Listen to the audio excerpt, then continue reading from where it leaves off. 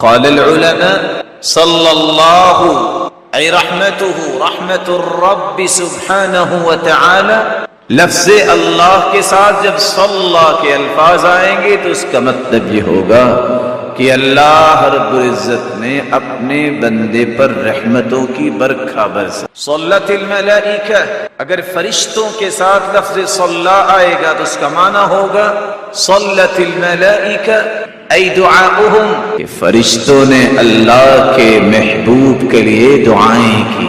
صلی الرجل، اگر کسی انسان کا لفظ صلی کے ساتھ آئے گا تو اس کا معنی ہوگا یدعو بالبرکہ، کہ یہ برکت کی دعا کرتا ہے، جس کو ہم درود کا نام دیتے ہیں۔ صلت الطیور، اگر جانوروں پرندوں کا نام آ جائے صلی کے ساتھ، اس سے مراد ہوتی ہے التسبیح، کہ وہ اللہ کی تسبیح، سبحان اللہ اور حمد و ثنا کا۔ تو بنیادی طور پہ صلاۃ کے چار معنی، اللہ رب العزت رحمتوں کا نزول فرماتے ہیں اور فرشتوں کے سامنے اپنے بندے کی تعریف کرتے ہیں، فرشتے برکتوں کی دعائیں کرتے ہیں، انسان اللہ کے رسول پر درود بھیجتا ہے، پرندے اللہ کی تسبیح بیان کرتے ہیں۔ رسول اللہ صلی اللہ علیہ وسلم نے فرمایا جو ایک مرتبہ درود پڑھتا ہے اس کو 10 انعامات سے نوازا جاتا ہے۔ ایک حدیث میں 3 انعامات کا تذکرہ ہے، ابو طلحہ رضی اللہ تعالی عنہ سے مروی ہے، رسول اللہ صلی اللہ علیہ وسلم نے فرمایا اتانی آت من عند ربی عز وجل، اللہ کے پاس سے ایک آنے والا میرے پاس آیا، یعنی جبریل، فقال، اور کہنے لگا من صلی من امتک صلاة واحدہ، اے اللہ کے پیارے محبوب صلی اللہ علیہ وسلم، آپ کی امت میں سے اگر کوئی ایک مرتبہ درود پڑھتا ہے کتب اللہ لہ بها 10 حسنات، پہلا انعام، اللہ رب العزت 10 نیکیاں اس کے نامہ اعمال میں لکھوا دیتے ہیں، ومحى عنہ 10 سیئات، 10 گناہوں کو معاف کر دیا جاتا، ورفع له 10 درجات، تیسرا انعام، اللہ رب العزت اس ایک مرتبہ درود کی وجہ سے 10 درجات کو بلند فرما دیتے، ورد علیہ مثلها، اور اللہ اس پر اپنی رحمتوں کا نزول فرماتے۔ چوتھا انعام عبد الرحمن بن عوف رضی اللہ تعالی عنہ سے مروی ہے، خرج النبی صلی اللہ علیہ وسلم فاتبعته، اللہ کے رسول صلی اللہ علیہ وسلم نکلے، میں بھی آپ کے پیچھے، آپ ایک کھجوروں کے باغ میں گئے اور سجدے میں چلے گئے، فاطال السجدہ، اتنا لمبا سجدہ کیا، حتی خفت، مجھے خوف محسوس ہونے لگا، کس بات کا، کہ کہیں وہ رب تعالی کے پاس نہ چلے۔ جب آپ نے اپنا مبارک سر اٹھایا فرمایا ما لک عبد الرحمن، عبد الرحمن کیوں پریشان ہے؟ کہا اللہ کے رسول صلی اللہ علیہ وسلم آپ کو لمبا سجدہ کرتے وقت دیکھا تو یہ محسوس ہوا۔ کہا میرے پاس جبریل آئے اور انہوں نے آ کے اطلاع دی، الا ابشرک، اے اللہ کے پیارے محبوب میں آپ کو بشارت اور خوشخبری نہ دے دوں؟ میں نے کہا کیوں نہیں؟ خوشخبری کیا ہے؟ من صلی علیک صلیت علیہ ومن سلم علیک سلمت علیہ فسجدت للہ شکرا، اللہ کی طرف سے پیغام آیا جو تجھ پہ صلاۃ پڑھے گا، درود پڑھے گا، میں اس پہ رحمت نازل کروں گا، جو آپ کو سلام کہے گا اللہ فرماتے ہیں میرے محبوب میں اس پہ سلامتی نازل کروں گا۔ میں نے اسی خوشخبری کو سن کے ہی اللہ کا شکر ادا کرنے کے لیے سجدہ ریزا۔ انس بن مالک رضی اللہ تعالی عنہ روایت کرتے ہیں، 5واں انعام، ما علی الارض من مسلم یصلی علیک مرۃ واحدہ، اے اللہ کے پیارے محبوب روئے زمین پر کوئی ایک مرتبہ آپ پہ درود بھیجے گا، الا صلیت انا وملائکتی علیہ 10، اس نے تو ایک مرتبہ زبان کو حرکت دی، میں اور میرے تمام نورانی فرشتے 2 کام کریں گے، میں 10 مرتبہ اس پہ رحمتوں کا نزول فرماؤں گا اور 10 مرتبہ جتنی بھی نورانی مخلوق ہے اس کی بخشش کی دعائیں گے۔ چھٹا انعام رسول اللہ صلی اللہ علیہ وسلم نے فرمایا جو شخص ایک مرتبہ درود بھیجتا ہے صلی اللہ علیہ وملائکتہ 70 صلاة فلیقل عبد من ذلك او لیکثر، ایک مرتبہ درود بھیجنے والا کتنا خوش نصیب ہے، اللہ رب العزت اس پہ 70 مرتبہ رحمتوں کا نزول فرمائے، اور کھربوں کی تعداد میں فرشتے 70 مرتبہ اس بندہ مومن کی بخشش کی دعائیں کرتے۔ ساتواں انعام جو شخص رسول اللہ صلی اللہ علیہ وسلم پہ درود بھیجتا ہے، عبداللہ ابن مسعود رضی اللہ تعالی عنہ سے روایت ہے، جس نے درود بھیجا اس کا تذکرہ رسول اللہ صلی اللہ علیہ وسلم کے پاس کیا جاتا ہے۔ کیسے کیا جاتا ہے اس کی کیفیت و حقیقت کو رب جانتا ہے۔ ان للہ ملائکۃ سیاحین فی الارض یبلغون من امت السلام، اللہ کے کچھ نورانی فرشتے ہیں جو سرزمین میں چلتے ہیں اور جو بھی درود بھیجتا ہے وہ درود مجھے پہنچانے کی ذمہ داری اللہ نے ان کی لگائی ہے۔ اور دوسری روایت میں آتا ہے فإن صلاة أمتي تعرض علی، میری امت میں سے جو بھی درود بھیجتا ہے وہ درود مجھ پہ پیش کیا جاتا ہے۔ فمن كان أكثرهم علي صلاة أقربهم مني منزلة، جو جتنا زیادہ درود بھیجتا ہے وہ زندہ ہے تب بھی، قیامت کے دن آئے گا تب بھی سب سے قریب میرے وہ ہے۔ اور رسول اللہ صلی اللہ علیہ وسلم فرمایا تم درود بھیجو نہ بھیجو، ہر صبح ہوتی ہے 70,000 فرشتے آ کے اپنے پروں سے رسول اللہ صلی اللہ علیہ وسلم کے صحابی بیان کرتے ہیں، آپ کی قبر کو ڈھانپ لیتے ہیں، شام تک یہ 70,000 فرشتے اللہ کے رسول کے لیے دعائیں کرتے ہیں برکت کی۔ وہ چلے جاتے ہیں، شام کو 70,000 اور آ جاتے ہیں، صبح تک یہی کچھ وہ کرتے ہیں۔ وَإِذَا انشَقَّتِ الْأَرْضُ خرج، اللہ کے رسول صلی اللہ علیہ وسلم کی قبر مبارک کو قیامت کو کھولا جائے گا، جب آپ نکلیں گے تو 70,000 فرشتوں کے پروٹوکول کے ساتھ تشریف لائیں۔ آٹھواں انعام رسول اللہ صلی اللہ علیہ وسلم کے صحابی ابی بن کعب رضی اللہ عنہ سوال کرتے ہیں یا رسول اللہ صلی اللہ علیہ وسلم میں درود کتنا پڑھوں؟ اگر میں تہائی حصہ درود پڑھوں اور دعا بھی کروں؟ قال فإن زدت فهو خير لك، اگر زیادہ پڑھ لو تو اور اچھا ہے، یہ بھی اچھا ہے۔ قلت فالشطر، آدھا درود پڑھ لو تو؟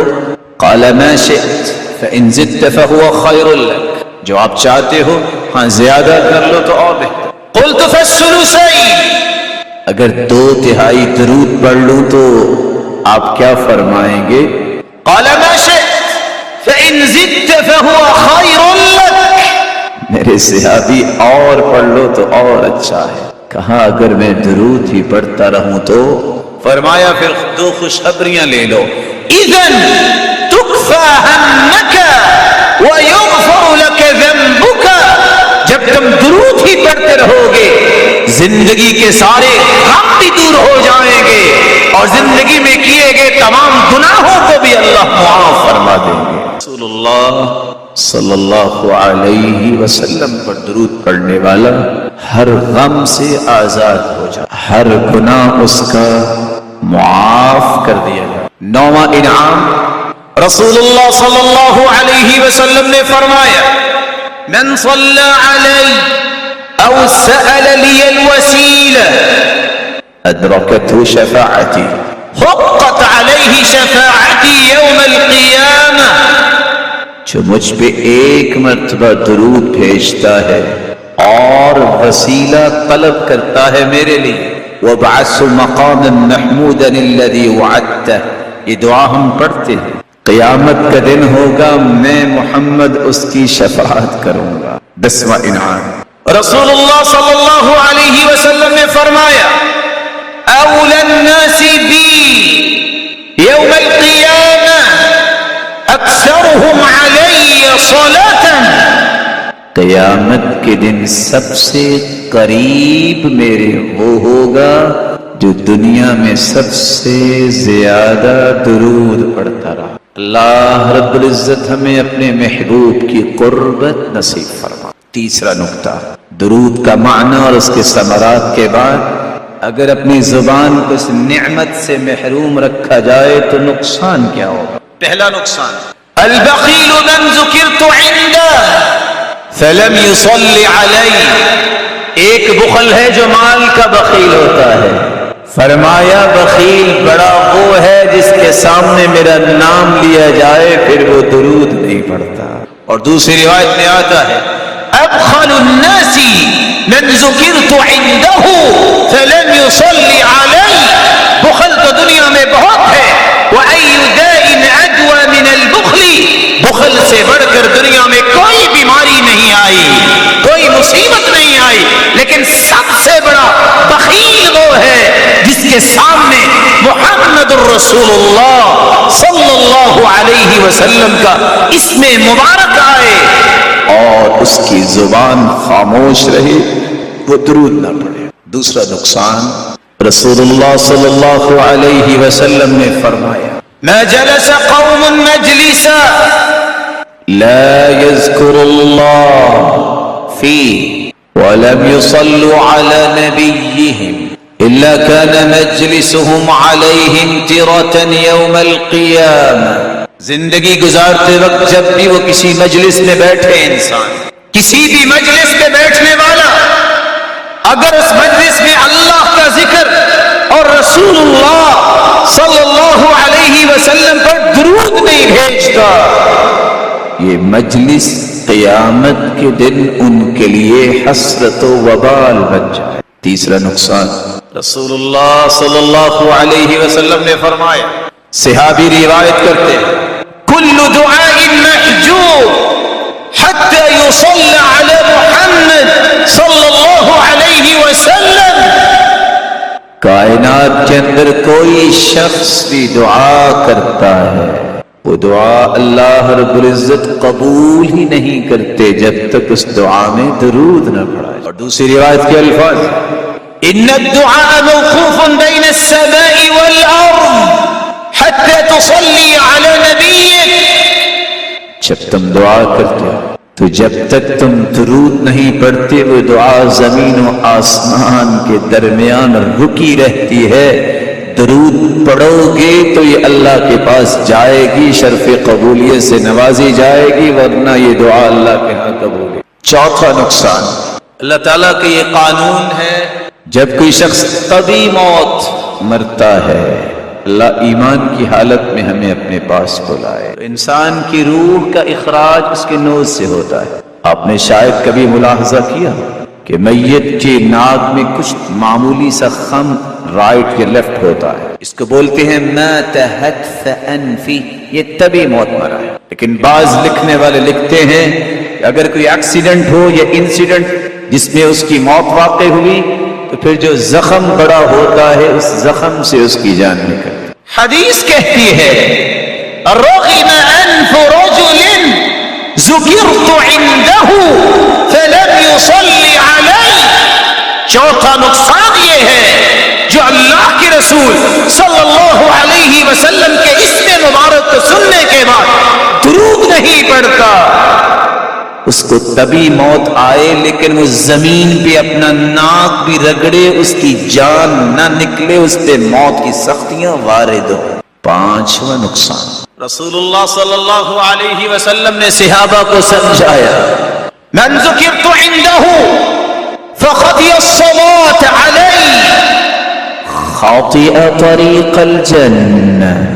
جس کے پاس رسول اللہ صلی اللہ علیہ وسلم کا اسم مبارک بولا گیا، اس نے سنا اور وہ درود نہیں پڑھتا، وہ درود کی بات نہیں، اصل میں وہ جنت کا راستہ بھول گیا۔ چھٹا نقصان، من ينسى الصلاة علی خطئ ابواب الجنہ، جو اللہ کے رسول پہ درود نہیں پڑھتا وہ تو جنت کے دروازوں کو بھول گیا۔ اور ساتواں بہت بڑا نقصان، رسول اللہ صلی اللہ علیہ وسلم ممبر پر تشریف لائے، پہلی سیڑھی پہ چڑھے، آپ نے کہا آمین، دوسری سیڑھی پہ چڑھے، آپ نے کہا آمین، تیسری سیڑھی پہ چڑھے اور آپ نے کہا آمین۔ صحابہ کرام نے سوال کیا، یا رسول اللہ صلی اللہ علیہ وسلم، آپ نے یہ آمین کہا اور پہلی مرتبہ ہم نے دیکھا، کہا جبریل امین آئے تھے، جب میں پہلی سیڑھی پہ چڑھا تو انہوں نے کہا تھا جس شخص کی زندگی میں رمضان آ جائے اور پھر وہ اللہ سے اپنے گناہوں کی معافی مانگ کے اپنے آپ کو جہنم سے آزاد نہیں کر لیتا، اللہ کو راضی نہیں کر لیتا، وہ جہنم میں گہرا گر جائے۔ آمین جبریل نے بھی کہی اور کہا آپ بھی آمین کہو، میں نے بھی آمین کہہ دی۔ دوسری مرتبہ اس نے کہا جس کی زندگی میں اس کے والدین زندہ ہوں، ایک یا دو، اور ان کی خدمت کر کے جنت میں نہیں چلا جاتا، وہ جہنم میں گہرا چلا جائے۔ جبریل نے بھی آمین کہی اور مجھے کہا کہ آپ بھی آمین کہیں، میں نے بھی آمین کہی۔ تیسری مرتبہ جبریل نے کہا جس شخص کے پاس آپ کا نام نامی اس میں گرامی آ جائے اور پھر وہ درود نہ پڑے تو ایسا شخص بھی جہنم میں گہرا گر جائے۔ جبریل نے بھی آمین کہی اور مجھے بھی کہا آمین کہو، میں نے بھی آمین کہہ دی۔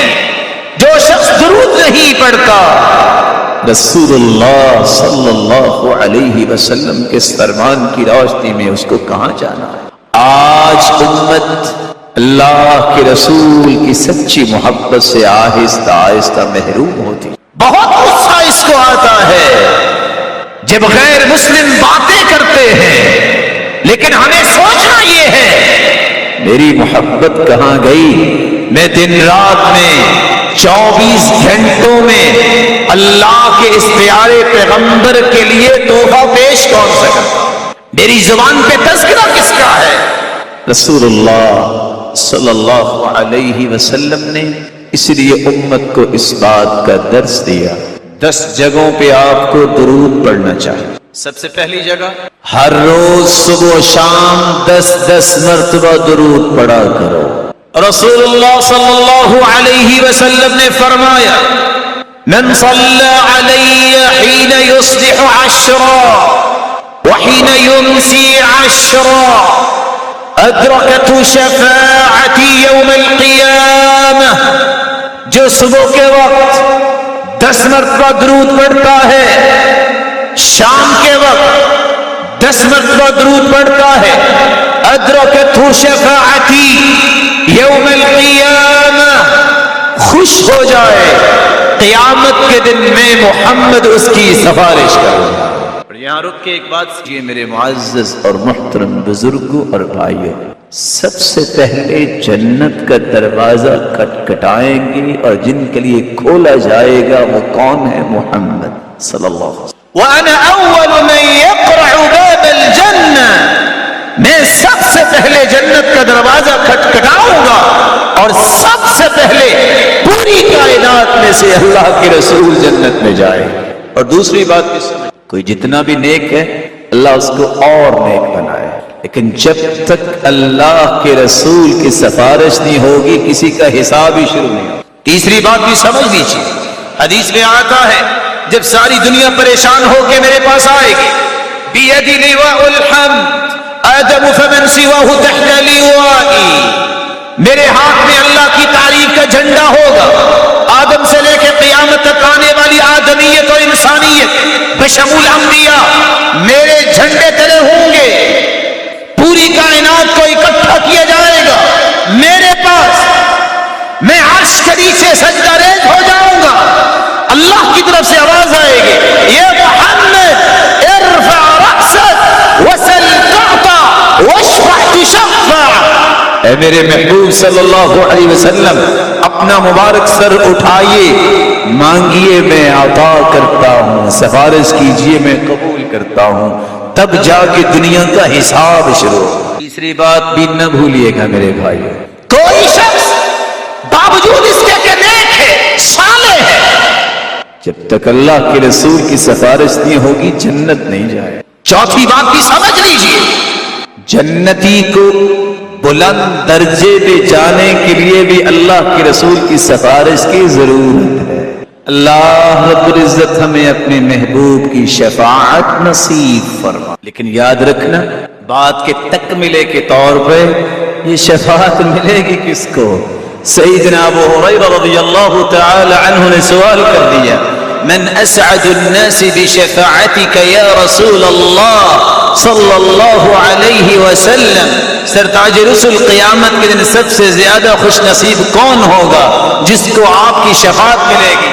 کہا ابو ہریرہ مجھے پہلے پتا تھا یہ سوال تم ہی کر سکتے ہو، تیرے اندر شوق اور ذوق اور تڑپ ہے جنت کی۔ سنو، اسعد الناس بشفاعتی من قال لا الہ الا اللہ خالصا من قلبی، جو اخلاص کے ساتھ توحید کو خالص کرنے والا ہے میری شفاعت کو اس کو ملے گی۔ صبح و شام اللہ کے رسول کی شفاعت کا حقدار بننے کے لیے درود۔ دوسری جگہ اذان سننے کے بعد رسول اللہ صلی اللہ علیہ وسلم نے فرمایا، قولوا مثل ما يقول المؤذن، اذان کا جواب دو جس طرح مؤذن کہتا ہے اسی طرح تم بھی کہو، الا الهيئتين، سوائے حي على الصلاة، حي على الفلاح، اس کی جگہ بلا حول ولا قوة الا باللہ کہو۔ ثم صلوا علی، پھر اس کے بعد درود پڑھو، پھر دعا سکھائی، اللہم رب هذه الدعوة التامة والصلاة القائمة آت محمدا الوسیلہ والفضیلہ، میرے لیے فضیلت اور وسیلے کا سوال اللہ سے کرو۔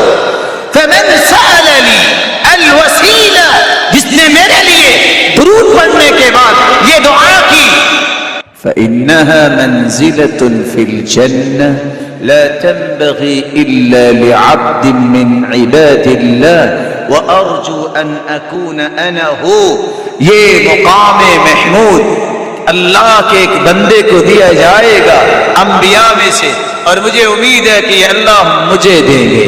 اور جو شخص درود پڑھتا ہے اذان کہنے کے بعد دعا پڑھتا ہے، حلت لہ الشفاعہ، قیامت کے دن میں اس کی سفارش اور شفاعت ضرور کروں۔ یہاں ایک بات کا اضافہ کر لیجئے میرے معزز اور مکرم بھائیوں، من لم یجب الاذان لم يدخل الجنہ، جو اذان کا جواب نہیں دیتا وہ جنت نہیں جائے۔ صحیح بخاری کی شرح فتح الباری میں ابن حجر یہ روایت لائے۔ اس حدیث کا معنی کیا؟ اس کے دو مفہوم، ہو مسلمان مومن اذان سنے اور پھر نماز نہیں پڑھتا، بے نمازی فوت ہو جاتا ہے، توبہ بھی نہیں کرتا، جنت کیسے جائے؟ دوسرا اس کا معنی، اذان کا جواب دینے کے بعد جو درود نہیں پڑھتا اس کو اللہ کے رسول کی سفارش نہیں ملے گی، سفارش اور شفاعت کے بغیر کوئی جنتی جنت نہیں جائے۔ تیسری جگہ جہاں آپ کو درود پڑھنا ہے، مسجد میں داخل ہونے سے پہلے رسول اللہ صلی اللہ علیہ وسلم کی 6 روایتوں کو اگر جمع کیا جائے تو ہمیں کیا کہنا چاہیے؟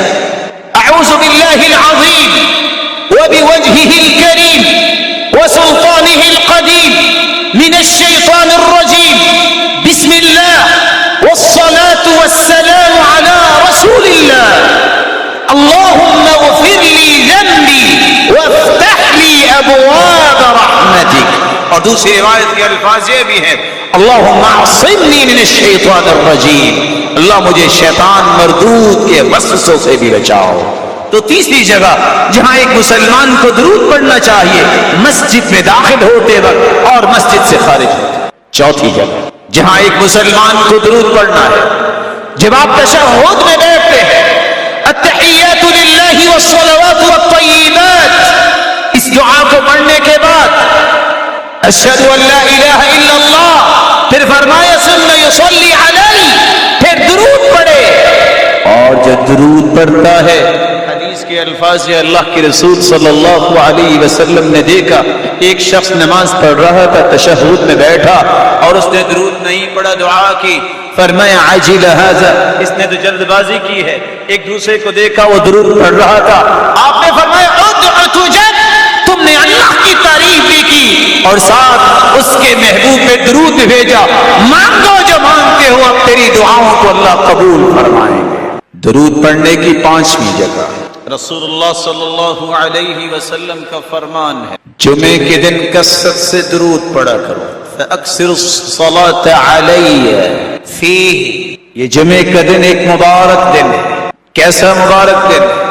اس دن خلق آدم، آدم کو جمعے کے دن پیدا کیا، وفیہ قبض، اور جمعے کے دن ہی وہ اللہ کے پاس چلے گئے، وفیہ الصعقہ، وفیہ النفخہ، وفیہ الصعقہ، اور قیامت کے دن ہی، اور قیامت کے دن بھی جمعے کا دن ہوگا، یعنی جمعے کے دن ہی قیامت آئے گی۔ فَأَكْثِرُ الصَّلَاةَ فِيهِ عَلَيْهِ، جمعے کے دن کثرت سے تم درود پڑھا کرو۔ یا رسول اللہ صلی اللہ علیہ وسلم، اللہ کے رسول ہم درود پڑھیں گے، آپ تو اگر اللہ کے پاس چلے گئے تو آپ کو کیسے پہنچے گا؟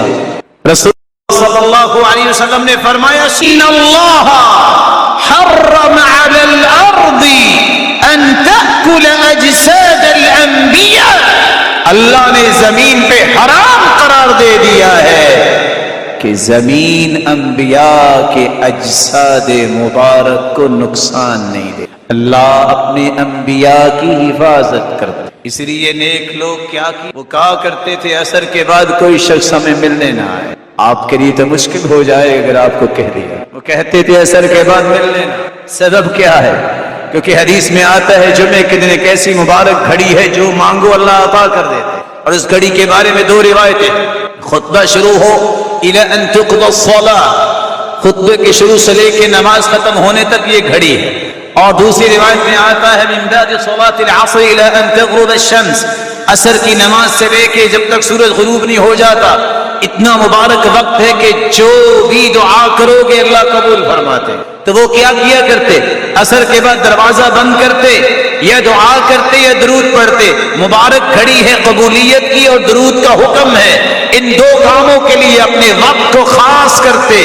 یہ محبت ہے، یہ عقیدت ہے، یہی اصل محبت روحانی ہے کہ جو اللہ کے رسول سے سچا محبت کرنے کا دعویٰ کرتا ہے اس کو کثرت سے درود پڑھنا چاہیے۔ کتنی باتیں جاگ رہے، کتنی باتیں میں نے تو 5 بیان کی ہیں، 6 کیسے؟ رسول اللہ صلی اللہ علیہ وسلم نے فرمایا صبح و شام درود پڑھو، اذان کا جواب دے کے درود پڑھو، مسجد میں داخل ہوتے وقت تشہد میں درود پڑھو، جمعے کے دن درود پڑھو۔ 6ٹھی جگہ نماز جنازہ کے اندر درود۔ صحابی کہتے ہیں السنہ فی صلاة الجنازہ ان یکبر ثم یقرأ بفاتحة الكتاب بعد التکبیرة الأولى ثم یصلی علی النبی صلی اللہ علیہ وسلم۔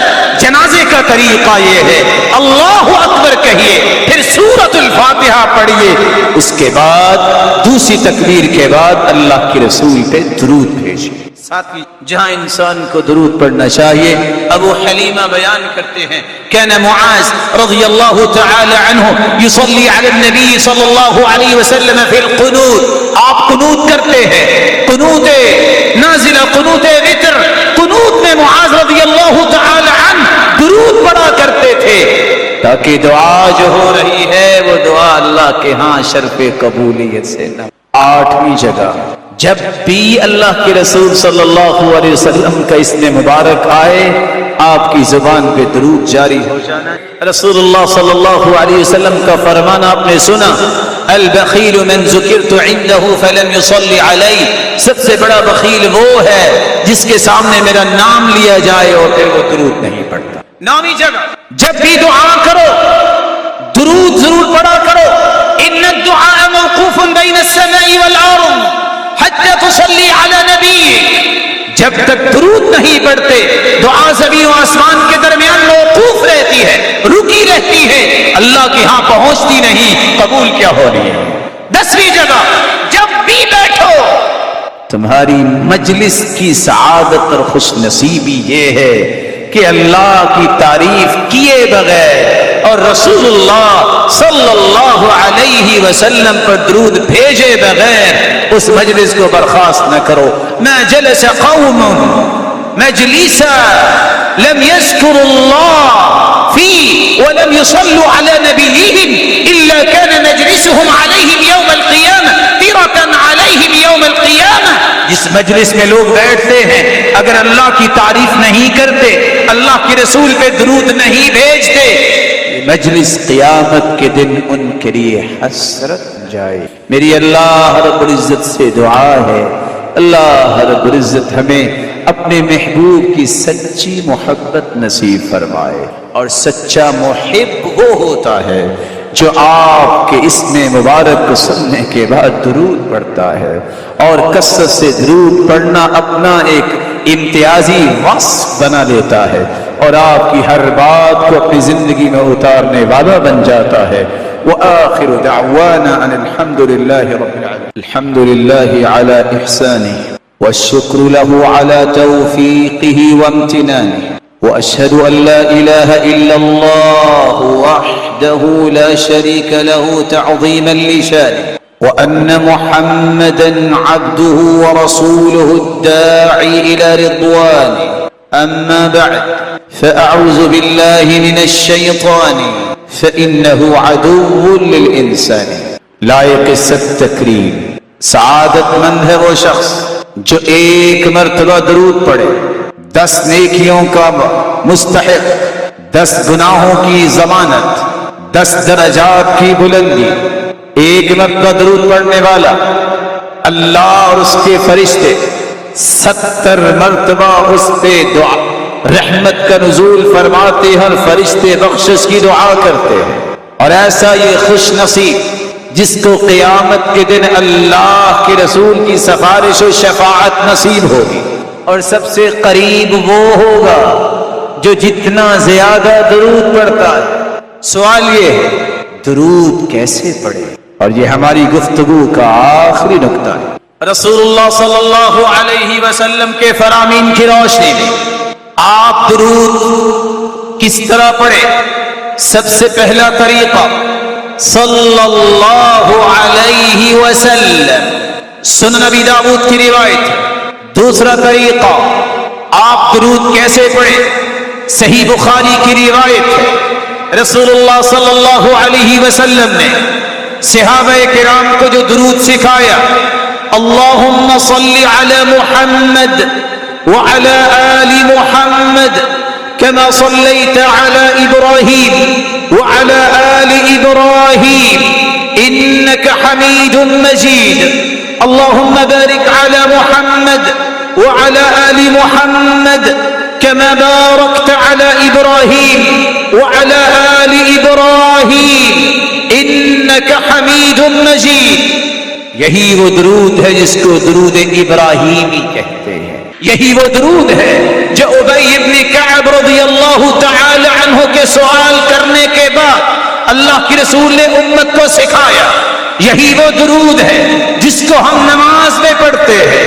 تیسرا طریقہ رسول اللہ صلی اللہ علیہ وسلم نے سکھایا, سنن النسائی کی روایت میں, اللہم صلی علی محمد وعلى آل محمد كما صليت على إبراهيم وآل إبراهيم إنك حميد مجيد, وبارك على محمد وعلى آل محمد كما باركت على إبراهيم وآل إبراهيم إنك حميد مجيد.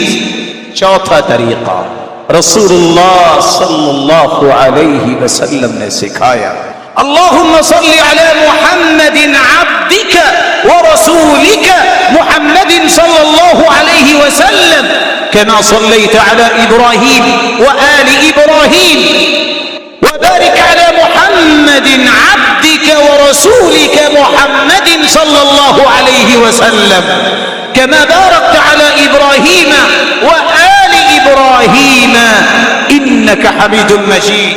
پانچواں طریقہ جو رسول اللہ صلی اللہ علیہ وسلم نے سکھایا, اللہم صلی علی محمد النبی الأمی كما صليت على إبراهيم وآل إبراهيم وبارك على محمد النبي الأمي كما باركت على إبراهيم وعلى آل إبراهيم في العالمين إنك حميد مجيد. چھٹا طریقہ جو رسول اللہ صلی اللہ علیہ وسلم نے فرمایا، اللہم صل علی محمد وعلى آل محمد وبارك على محمد وعلى آل محمد كما صليت وباركت على إبراهيم وآل إبراهيم إنك حميد مجيد. ساتواں طریقہ جو رسول اللہ صلی اللہ علیہ وسلم نے سکھایا، اللہم صل علی محمد وعلى آل محمد وعلى أزواجه وذريته كما صليت على إبراهيم وعلى آل إبراهيم وبارك على محمد وعلى أزواجه وذريته كما باركت على إبراهيم وعلى آل إبراهيم إنك حميد مجيد. آٹھواں طریقہ جو رسول اللہ صلی اللہ علیہ وسلم سے ثابت ہے کہ آپ درود اس طرح بھی پڑھ سکتے ہیں، اللہم صل علی محمد وعلى أهل بيته وعلى أزواجه وذريته كما صليت على إبراهيم وعلى آل إبراهيم وبارك على محمد وعلى أهل بيته وأزواجه وذريته كما باركت على إبراهيم وعلى آل إبراهيم إنك حميد مجيد. اللہ رب العزت سے دعا ہے ان درود کے سیغوں کو اور رسول اللہ صلی اللہ علیہ وسلم کے سکھائے ہوئے الفاظ کو یاد کرنے اور ان کو اپنی زبان پہ جاری کرنے کی توفیق عطا فرمائے. آج کی اس گفتگو کے بعد 3 گزارشیں اس بات کو مکمل کرنے کے. سب سے پہلی گزارش، بینگ مسلم ہر مسلمان کی ذمہ داری ہے، اگر وہ اپنی روحانیت کو ہر وقت مینٹین رکھنا چاہتا ہے، ہر وہ مسلمان جو سچا متمنی ہے اور حقیقی خواہش رکھتا ہے میں اللہ کے قریب رہوں، ایک پہلا اصول اس کے لیے یہ ہے، نماز کی پابندی، قرآن کی تلاوت، اللہ کا ذکر، اور خصوصاً چوتھی بات جو آج ہم نے بیان کی، اللہ کے رسول پہ درود بھیجنا. تک یہ 4 چیزیں ہر روز اپنا معمول انسان نہیں بناتا، کبھی بھی دین اور روحانیت کی خوبصورت شکل اس کی زندگی میں نہیں آ سکتی. تقرب الہی عبادت کے بغیر نہیں، تقرب الہی قرآن سے وابستگی کے بغیر نہیں، تقرب الہی اللہ کے ذکر کے بغیر نہیں، تقرب الہی دنیا میں اور آخرت میں اللہ کے رسول پر درود بھیجنے کے بغیر ممکن نہیں. دوسری گزارش، رسول اللہ صلی اللہ علیہ وسلم نے امت کو 2 باتیں سمجھائیں. پہلی بات، من عمل عملا لیس علیہ امرنا فہو رد.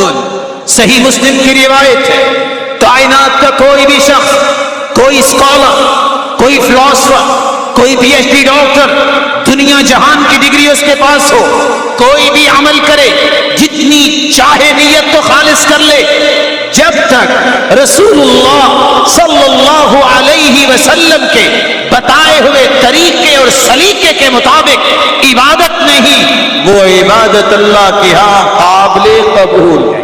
اور صحیح بخاری اور مسلم کی روایت، احدث فی امرنا ھذا ما لیس منہ فہو رد. جو شخص دین مکمل ہو چکا، قرآن مکمل ہو چکا، اللہ کے رسول صلی اللہ علیہ وسلم پہ آیت نازل ہو چکی، الیوم اکملت لکم دینکم واتممت علیکم نعمتی ورضیت لکم الاسلام دینا. سرتاج رسول اللہ کے پاس چلے گئے، سیدنا ابو بکر رضی اللہ تعالی عنہ کا دور آیا، ختم ہوا، سیدنا عمر آئے. تعجب کی بات یہ ہے، یہودی آ کے کہتے ہیں آیۃ فی کتابکم لو نزلت علینا معشر الیہود لاتخذنا ذلک اليوم عیدا. بات کون کر رہا ہے؟ یہودی. میں مسلمانوں کی بات نہیں کر رہا. یہودی آئے اور کہتے ہیں عمر رضی اللہ تعالی عنہ سے، آپ کے پاس جو اللہ کی کتاب ہے جو سرتاج رسل پہ نازل ہوئی، اس میں ایک آیت ایسی ہے، اتنی عظیم آیت ہے، اتنی بڑی آیت ہے، اگر ہم یہودیوں پہ نازل ہو جاتی تو ہم جس دن یہ نازل ہوئی تھی اس دن کو عید کا دن بناتے. پوچھا کون سی؟ یہودیوں نے جواب دیا الیوم اکملت لکم دینکم واتممت علیکم نعمتی. اللہ نے یہ آیت اتار کے احسان کیا ہے کہ دین مکمل ہو گیا ہے. دین کی تکمیل کی آیت اتنی عظیم آیت ہے. یہودی کہتے اگر ہم پہ نازل ہوتی اب عید مناتے. تو سیدنا عمر کہتے ہیں جس دن یہ نازل ہوئی میں جانتا ہوں، میدان عرفات میں عصر کے بعد اللہ کے رسول اونٹنی پہ سوار تھے، صحابی نے اونٹنی کی مہار پکڑی ہوئی تھی اور یہ آیت نازل ہوئی. اور یاد رکھنا یہ ہماری عید کا دن ہی ہے، عرفے کا دن یہ ہماری عید کا دن ہی ہے. حاجی میدان عرفات میں ہوتے ہیں اور دنیا میں کیا ہوتا ہے؟ خوشی ہوتی ہے. اور سب سے بڑی خوشی ان لوگوں کے لیے جو میدان عرفات میں ہیں. اللہ فرماتے او میرے فرشتوں انظروا الی عبادی اتونی شعثا غبرا، دیکھو ان میرے بندوں کو بال بکھرے ہوئے ہیں، پراگندہ حال ہیں، یہ صرف میری رحمت لینے کے لیے آئے ہیں. سارے فرشتوں گواہ رہنا جتنے آئے میں نے سب کو معاف کر دیا. یہودیوں کو بھی یقین تھا دین مکمل ہو. اس لیے بینگ اے مسلم ہمیشہ اس بات کو کوئی بھی عمل اگر حدیث کی روشنی میں نہیں ہے، اللہ کے رسول نے سکھایا نہیں ہے، دین مکمل ہو چکا ہے، وہ کوئی بھی کرے جتنی بھی خالص نیت سے کرے اللہ کے ہاں قابل قبول ہے. اس لیے علماء کہتے ہیں السنت سفینۃ نوح، حدیث پہ عمل کرنا یہ تو نوح علیہ السلام کی کشتی ہے. من رکبها نجا ومن تخلف عنها هلك، جو کشتی میں بیٹھا تھا نوح علیہ السلام کی بچا وہی تھا، باقی سب ڈوب گئے. جو حدیث کے مطابق عمل کرے گا وہی کامیاب ہوگا، باقی سب ڈوب جائیں. اور اس لیے حسن بصری رحمۃ اللہ علیہ کہا کرتے تھے لا يقبل القول الا بالعمل، کوئی دعویٰ عمل کے بغیر ثابت نہیں ہوتا، قابل قبول نہیں. ولا يقبل القول والعمل الا بالنیہ، کوئی قول کوئی عمل صحیح نیت نہ ہو اللہ کے ہاں قابل قبول نہیں. ولا يقبل القول والعمل والنیہ الا باتباع السنہ، اور کوئی بھی قول و عمل اور نیت جب تک سنت کے مطابق نہیں اس وقت تک اللہ کے ہاں قابل قبول. تیسرے اور آخری دیانتداری سے جواب دیجئے، اس جیسی ہستی آج تک پیدا ہوئی؟ بولے نہیں. قیامت تک پیدا ہو سکے گی؟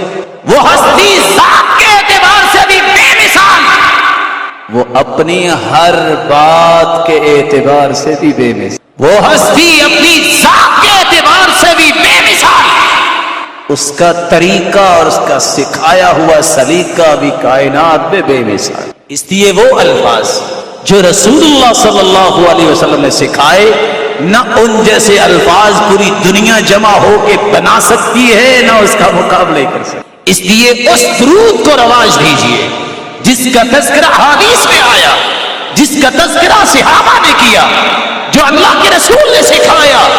کہیں اپنی قابلیت، کہیں اپنی رائے، کہیں اپنے تجربے، اس کو دین کا لبادہ اڑا کے دین میں شامل نہ کر دینا.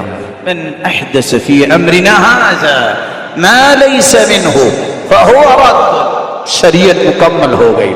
حجۃ الوداع کے موقع پہ آخری حج میں اللہ کی رسول صلی اللہ علیہ وسلم کے ساتھ 1,44,000 صحابہ موجود تھے. آپ نے گواہ بنایا اللہم اشہد فانی قد بلغت، اللہ میرے مالک تو بھی گواہ رہنا جتنا دین تو نے مجھے سکھایا میں نے دنیا کو سکھا دیا. اگر تو سکھائے ہوئے دین میں کوئی لفظ آ جائیں ضرور پڑھے، اگر سکھائے ہوئے دین کا حصہ نہیں وہ دین نہیں. اللہ رب العزت مجھے اور آپ کو سچی محبت سے نوازے۔ الہ العالمین ہمیں کثرت سے درود پڑھنے کی توفیق عطا فرما اور قیامت کے دن اپنے محبوب کی رفاقت نصیب فرما۔ الہ العالمین اپنے دیدار کا مستحق بنا۔ وآخر دعوانا الحمد للہ رب